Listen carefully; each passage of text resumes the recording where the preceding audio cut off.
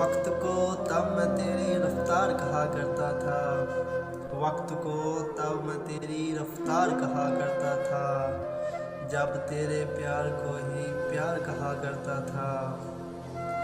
तेरे होने से समझता था कि दुनिया तुम हो, तेरे होने से समझता था कि दुनिया तुम हो।